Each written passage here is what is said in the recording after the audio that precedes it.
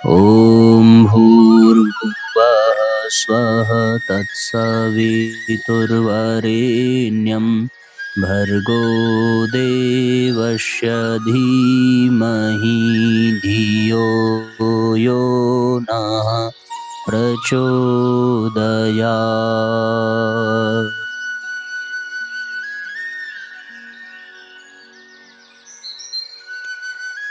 ॐ सद्गुरुचरणकमलेभ्यो नमः। परम पूज्य गुरुदेव परम वंदनीय माता जी के दिव्य संरक्षण में विराजमान ऑनलाइन दैनिक स्वाध्याय के इस कार्यक्रम में आप सभी का बहुत बहुत स्वागत, बहुत बहुत अभिनंदन है। स्वामी विवेकानंद की जीवन परिचय का चिंतन मंथन हम सभी यहाँ पर कर रहे हैं श्री राम कृष्ण भक्त मालिका पुस्तक के अंतर्गत। आइए आज के सत्र का शुभारंभ करते हैं। कल हम लोगों ने देखा कि स्वामी जी ने शिकागो धर्म सम्मेलन में अपनी ओजपूर्ण वाणी से समस्त अमेरिका वासियों को मंत्रमुग्ध कर दिया। तत्पश्चात उन्होंने वहीं पर रह कर के कुछ और दिनों तक धर्म का प्रचार प्रसार करने की योजना बनाई। जैसे जैसे उनकी सिद्धि समृद्धि बढ़ती गई वैसे वैसे उनके शत्रु भी बढ़ते गए, पर उनका कोई भी प्रभाव स्वामी जी पर नहीं पड़ा। निस्संदेह समस्त बाधाओं को चीरते हुए वो सफलता के सिरमौर बने। अब आइए वहां से हम लोग आगे बढ़ते हैं। आर्थिक दृष्टि से स्वामी जी अब भी आत्मनिर्भर नहीं हो सके थे, अतः आवश्यकता से विवश हो अनुभव न होने के कारण वे एक व्याख्यान कंपनी के साथ संबद्ध हुए तथा उनकी योजना के अनुसार अमेरिका के एक प्रांत से दूसरे प्रांत तक सर्वत्र व्याख्यान देते हुए भ्रमण करने लगे। परंतु उन्हें यह समझते देर न लगी कि यद्यपि वे विश्व मानवता के कल्याणार्थ संन्यास की परंपरा के विरुद्ध धनोपार्जन के कार्य में लगकर अथक परिश्रम कर रहे हैं, तथापि उनके उपार्जित धन का न्याय अंश उन्हें न देकर अधिकांश धन कंपनी वाले स्वयं ही हजम किए जा रहे हैं। अतः यह जानते हुए भी कि इससे उन्हें काफी आर्थिक हानि उठानी पड़ेगी, उन्होंने कंपनी से नाता तोड़ लिया। आनंद पूर्वक स्वाधीन पथ का अवलंबन करते हुए उन्होंने अपने भारतीय मित्रों को एक पत्र द्वारा अपनी कार्य प्रणाली में इस प्रकार परिवर्तन का कारण लिखा। इस प्रकार पर्याप्त धन तो आने लगा, परंतु बाद में अचानक मन में आया कि यह मैं क्या कर रहा हूँ। मैं तो पूर्ण रूप से काम कांचन त्यागी श्री राम कृष्ण देव का शिष्य हूँ। इससे मेरी आध्यात्मिक शक्ति दिन पर दिन कम होती जा रही है। उसी क्षण मैंने इस प्रकार पैसे लेकर व्याख्यान देना बंद कर दिया। इसी बीच उन्हें अमेरिका तथा वहां के समाज के बारे में पर्याप्त अनुभव प्राप्त हो गया था। व्याख्यान के अवसर पर वे अमेरिका के लोगों से व्यक्तिगत रूप से मिलते, फिर पुस्तकालय, संग्रहालय तथा सभा समितियों में भाग लेते हुए एक ओर तो अपने ज्ञान भंडार की वृद्धि करते तथा दूसरी ओर प्रचार के नए नए क्षेत्रों का निर्माण करते। और यह सोचकर विस्मय होता है कि इस प्रकार सदा कर्म में व्यस्त रहने पर भी उनका मन प्रतिक्षण चिर ध्यानस्थ हिमालय की ही भांति अपने आप में डूबा रहता था। कई बार तो ट्राम में यात्रा करते समय भी वे बाह्य चेतना खोकर अपने गंतव्य स्टेशन से आगे निकल जाते। फिर कंडक्टर के आने और किराया मांगने पर उन्हें ध्यान आता और वे लज्जित हो उतर पड़ते। उन्हें यह सर्वदा प्रतीत होता मानो एक अदृश्य देवी शक्ति सर्वदा उनका हाथ पकड़े उन्हें परिचालित कर रही है। अतः प्राच्य भाव में पगे विवेकानंद के इस अमेरिकी कार्य को तपस्या का ही एक अन्य रूप मानना उचित होगा। स्वदेश जाति और स्वधर्म के अभ्युत्थान तथा श्री राम कृष्ण देव की उदार वाणी के प्रचार के लिए ही तो उन्होंने इस अभाव कष्टपूर्ण प्रतिकूल परिस्थिति को अंगभूषण के रूप में धारण किया था। स्वामी जी को विदेश के विभिन्न स्थानों पर विचित्र चाल चलन तथा वातावरण के बीच रहते हुए विरुद्ध भाव वाले लोगों के साथ भी मित्रता स्थापित करके अपना कार्य चलाना पड़ता था। यहाँ पर ऐसे दो चार उदाहरण देना अनुपयुक्त न होगा। अमेरिका में भ्रमण करते समय वहां के प्रसिद्ध वक्ता नास्तिक मतवादी इंगरसोल के साथ उनका परिचय हुआ। इंगरसोल ने कहा था कि जगत एक भोग्य वस्तु है, अतः जगत रूपी संतरे को निचोड़कर उसका अधिक से अधिक रस निकाल लेना चाहिए। इसके उत्तर में स्वामी जी ने कहा कि यदि रस ही निचोड़ना है तो भगवान के विधान में विश्वास रखते हुए धीरज के साथ निचोड़ना ही उचित है। इतनी जल्दबाजी करने की क्या जरूरत है? धीरज के साथ निचोड़ने पर कई गुना अधिक रस मिलेगा। एक बार वहां के एक नगर में स्वामी जी का व्याख्यान हुआ। कुछ उपस्थित नवयुवक उनके वेदांत के उपदेश तथा जीवन में सामंजस्य है या नहीं, इसकी परीक्षा लेने के उद्देश्य से उन्हें अपने गांव ले गए। वहां एक औंधे पीपे पर खड़े होकर स्वामी जी व्याख्यान देने में तल्लीन थे। हिसाएं साएं करते हुए उनके कान के पास से होकर बंदूक की गोलियां चलने लगी। फिर भी स्वामी जी निर्विकार रहे। उनकी वक्तृता चलती रही।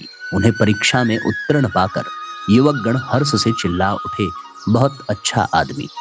एक बार कहीं ट्रेन से उतरने पर अनेक गणमान्य नागरिक उनका स्वागत सत्कार करने लगे, जिसे देखकर एक कृष्ण वर्ण निग्रो आगे बढ़कर बोल उठा, मैंने सुना है कि आप हमारी जाति के एक महान व्यक्ति हैं, अतः मैं आपके साथ हाथ मिलाने का सौभाग्य प्राप्त करने आया हूँ।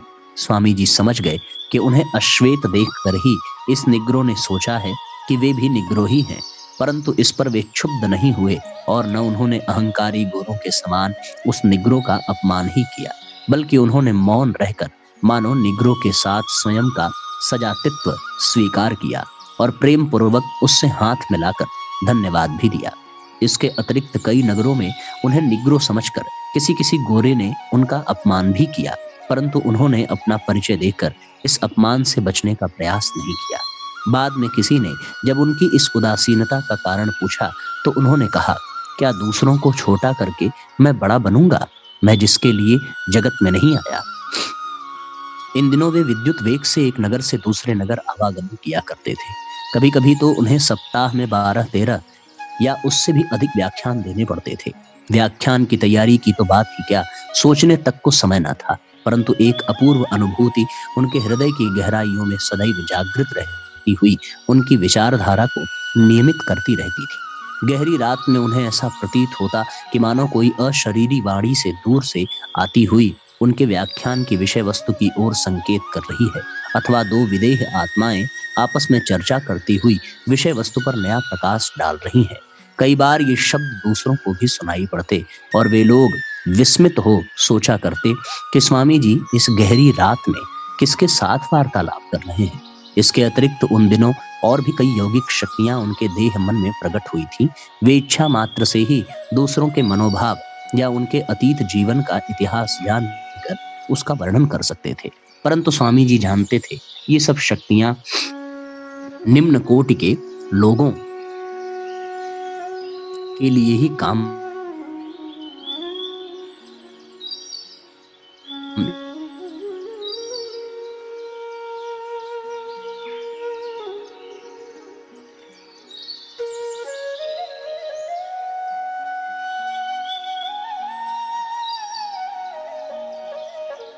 के बाद वे अमेरिका के आध्यात्मिक जीवन के वास्तविक गठन कार्य में लग गए। अतः उनकी नवीन कार्य पद्धति में व्यक्तिगत चर्चा तथा शास्त्र व्याख्या को महत्वपूर्ण स्थान मिला। इस प्रकार डिट्रॉयट, ग्रीन एकर आदि स्थानों में चर्चा आदि के दौरान वे बहुत से मित्र बनाने में सफल हुए।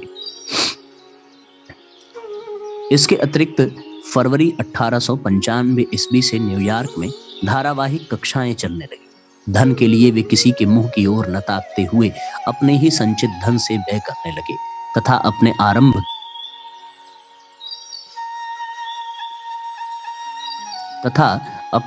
आरंभ किए कार्य में उनका पहले से भी अधिक मनोयोग होने लगा। हाँ, बाधाएं भी अनेक आई। यहाँ तक कि ईसाई धर्म आयोजकों ने एक बार तो उनके संबंध में झूठा प्रचार कर उनके पवित्र चरित्र को कलंकित करने का भी प्रयास किया, परंतु वेदांत केसरी भला कहाँ पीछे हटने लगे। सभी विघ्न बाधाओं की ओर उपेक्षा की दृष्टि से देखते हुए वे और भी अधिक उदात्त कंठ से भारत की शाश्वत वाणी का प्रचार करते रहे। अंत में विजय उन्हीं की हुई और अमेरिका का शिक्षित वर्ग विवेकानंद को पाकर मतवाला हो उठा। न्यूयॉर्क में उन्होंने ज्ञान योग तथा राजयोग पर जो व्याख्यान दिए वे सभी बाद में पुस्तकाकार में प्रकाशित हुए। मौखिक शिक्षा के अतिरिक्त वे ध्यान आदि का भी अभ्यास कराया करते थे। वस्तुतः उनका निवास स्थान एक आश्रम के रूप में परिणत हो गया था।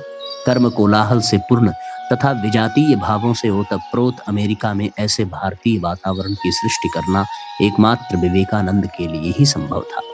न्यूयॉर्क में कार्य परिचालन के साथ ही वेदांत प्रचार के लिए अन्यत्र भी जाया करते थे। ऐसे प्राणपण परिश्रम के फलस्वरूप यह स्वाभाविक ही था कि वे थकान महसूस करते थे।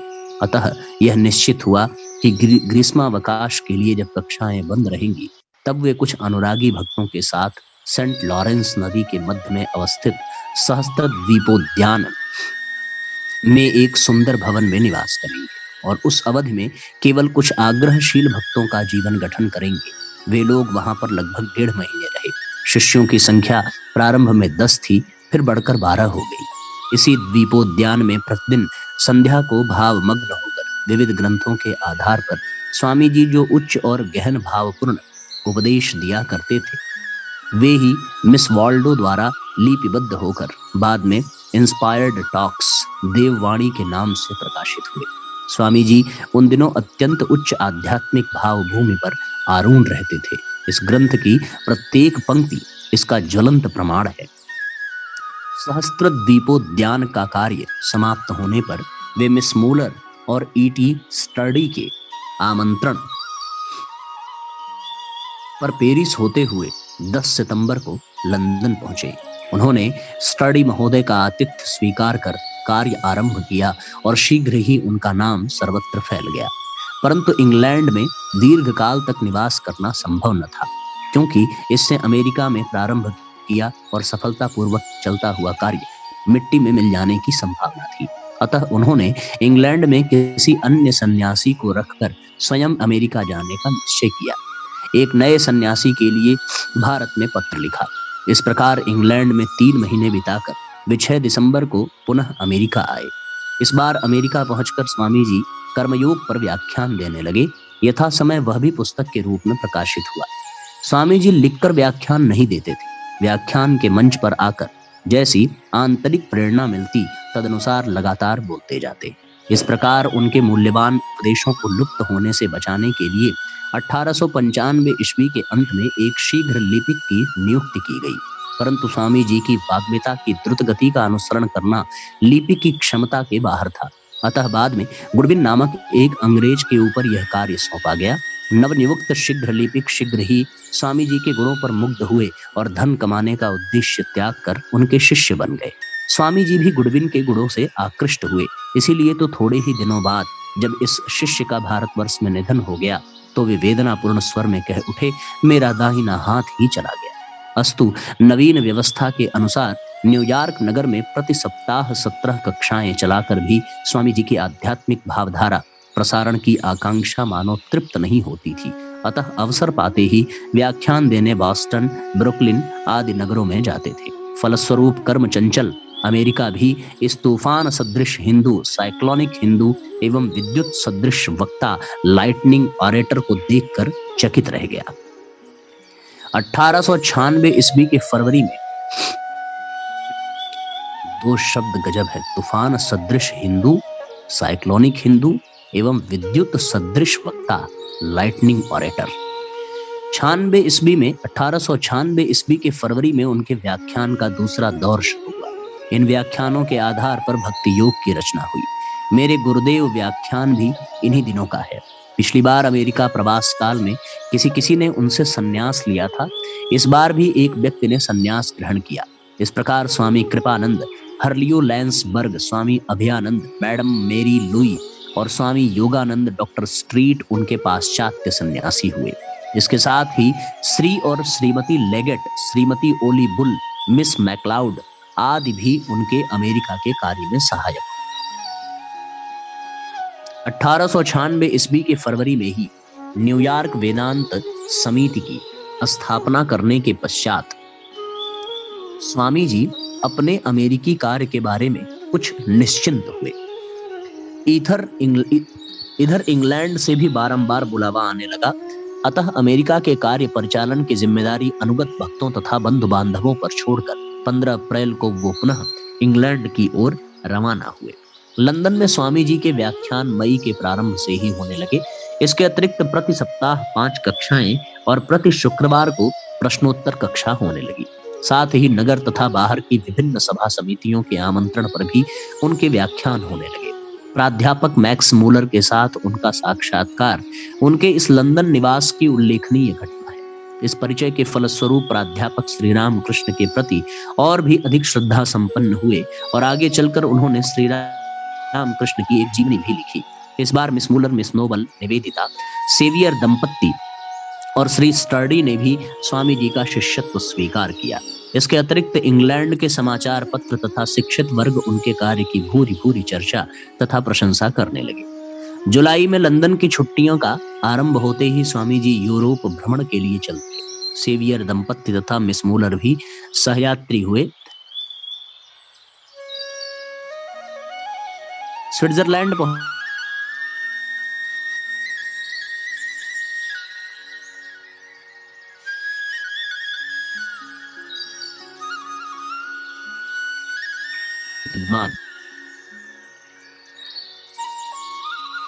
वहां के दार्शनिक विद्वान पॉल डायसन का पत्र आया, जिसमें उन्होंने स्वामी जी को अपने घर पर पधारने की अभिलाषा व्यक्त की थी। अतः यूरोप के अन्य स्थान देखने की योजना अधूरी रह गई। स्विट्जरलैंड के 1-2 स्थान देखने के बाद स्वामी जी जर्मनी के हाइडेलबर्ग और बर्लिन होते हुए कील पहुंचे। विद्या प्रेमी ऋषितुल्य प्राध्यापक ने स्वामी जी के साथ काफी समय तक चर्चा की और उनका प्रथम परिचय मित्रता में परिणत हुआ। प्राध्यापक और भी कुछ दिन तक स्वामी जी का संगमुख पाने के इच्छुक थे, परंतु स्वामी जी ने बतलाया कि पिछले 1.5 महीने से उनका इंग्लैंड का कार्य बंद पड़ा है, जिसे पुनः आरंभ करना आवश्यक है। अतः प्राध्यापक ने उन्हें उस समय के लिए विदाई दे दी और कुछ दिन उनके साथ इंग्लैंड बिताने के उद्देश्य से वे हैम्बर्ग में पुनः उनसे जा मिले और सभी एक साथ हॉलैंड की राजधानी एम्स्टर्डम होते हुए लंदन के लिए रवाना हुए। स्वामी शारदानंद इसके पूर्व ही लंदन आ चुके थे। बाद में स्वामी जी के आदेश पर वे अमेरिका जाकर वेदांत प्रचार में लग गए। इसी बीच स्वामी अभेदानंद ने जब लंदन आकर सारा कार्य संभाल लिया तो स्वामी जी को लगा कि पश्चिम में उनके प्रारंभ किए हुए कार्य को सुचारू रूप से चलाने की व्यवस्था हो चुकी है और अब उनका भारत लौटना आवश्यक है।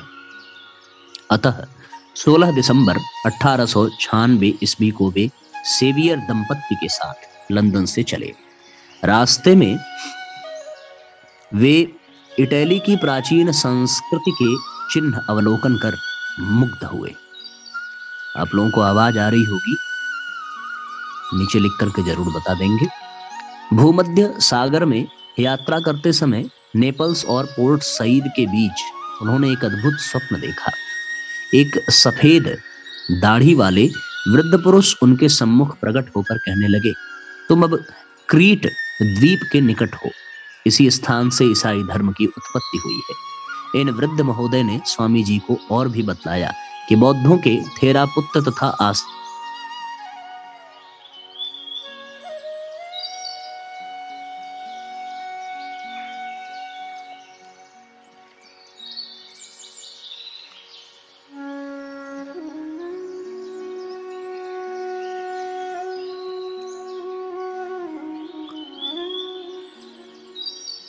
एक सफेद दाढ़ी वाले वृद्ध पुरुष उनके सम्मुख प्रकट होकर कहने लगे, तुम अब क्रीट द्वीप के निकट हो। इसी स्थान से ईसाई धर्म की उत्पत्ति हुई है। इन वृद्ध महोदय ने स्वामी जी को और भी बतलाया कि बौद्धों के थेरापुत्त तथा आसीन नामक 2 श्रमण संप्रदाय ही बाद में थेरापुटे तथा ऐसैनी के नाम से प्रसिद्ध।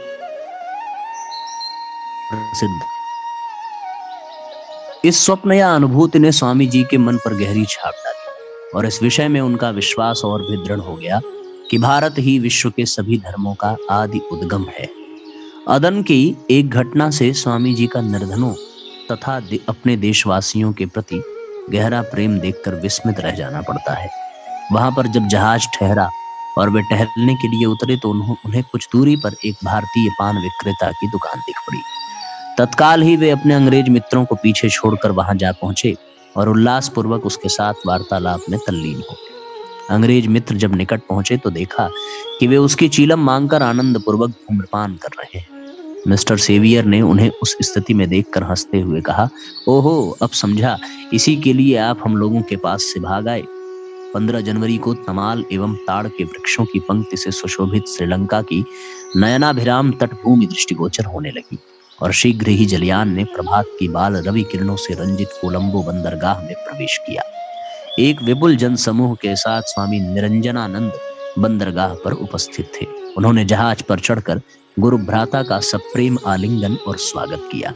स्वामी जी संध्या के पूर्व जहाज से उतरे। एक बार स्वामी जी ने डेट्रॉयट के कुछ मित्रों से कहा था, इस देश के लोगों की दृष्टि में मेरे कार्य का मूल्य भला कितना है और इसका कितना अंश ये लोग ग्रहण कर सकेंगे। केवल भारतवर्ष में ही मेरे कार्य का यथार्थ सम्मान हो सकता है।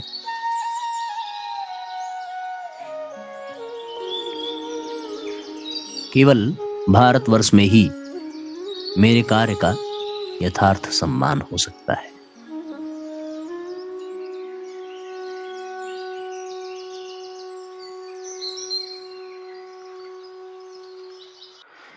आइए आज के सत्र को विराम देते हैं। इसके बाद की पंक्तियां हम लोग कल पढ़ेंगे। गायत्री मंत्र साथ साथ। ओम भूर्भुवः स्वः तत्सवितुर्वरेण्यं भर्गो देवस्य धीमहि धियो यो न प्रचोदयात्। सभी आत्मीय बंधुओं को बहुत बहुत प्रणाम, बहुत बहुत धन्यवाद। सबको नमस्कार, शुभरात्रि। ओम भूर्भुवः स्वः तत्सवितुर्वरेण्यं भर्गो देवस्य धीमहि धियो यो नः प्रचोदयात्। हम ईश्वर को सर्वव्यापी न्यायकारी मानकर उसके अनुशासन को अपने जीवन में उतारेंगे। शरीर को भगवान का मंदिर समझकर आत्मसंयम और नियमितता द्वारा आरोग्य की रक्षा करेंगे। मन को कुविचारों और दुर्भावनाओं से बचाए रखने के लिए स्वाध्याय एवं सत्संग की व्यवस्था रखे रहेंगे। इंद्रिय संयम, अर्थ संयम, समय संयम और विचार संयम का सतत अभ्यास करेंगे। अपने आप को समाज का एक अभिन्न अंग मानेंगे और सबके हित में अपना हित समझेंगे। मर्यादाओं को पालेंगे, वर्जनाओं से बचेंगे, नागरिक कर्तव्यों का पालन करेंगे और समाजनिष्ठ बने रहेंगे। समझदारी, ईमानदारी, जिम्मेदारी और बहादुरी को जीवन का एक अविच्छिन्न अंग मानेंगे। चारों ओर मधुरता, स्वच्छता, सादगी एवं सज्जनता का वातावरण उत्पन्न करेंगे। अनीति से प्राप्त सफलता की अपेक्षा नीति पर चलते हुए असफलता को शिरोधार्य करेंगे। मनुष्य के मूल्यांकन की कसौटी उसकी सफलताओं, योग्यताओं एवं विभूतियों को नहीं, उसके सद्विचारों और सत्कर्मों को मानेंगे। दूसरों के साथ वह व्यवहार नहीं करेंगे जो हमें अपने लिए पसंद नहीं। नर नारी परस्पर पवित्र दृष्टि रखेंगे। संसार में सत्प्रवृत्तियों के पूर्ण प्रसार के लिए अपने समय, प्रभाव, ज्ञान, पुरुषार्थ एवं धन का एक अंश नियमित रूप से लगाते रहेंगे। परंपराओं की तुलना में विवेक को महत्व देंगे। सज्जनों को संगठित करने, अनीति से लोहा लेने और नवसृजन की गतिविधियों में पूरी रुचि लेंगे। राष्ट्रीय एकता एवं समता के प्रति निष्ठावान रहेंगे। जाति, लिंग, भाषा, प्रांत, संप्रदाय आदि के कारण परस्पर कोई भेदभाव न बरतेंगे। मनुष्य अपने भाग्य का निर्माता आप है। इस विश्वास के आधार पर हमारी मान्यता है कि हम उत्कृष्ट बनेंगे और दूसरों को श्रेष्ठ बनाएंगे तो युग अवश्य बदलेगा। हम बदलेंगे, युग बदलेगा। हम सुधरेंगे, युग सुधरेगा। इस तथ्य पर हमारा परिपूर्ण विश्वास है।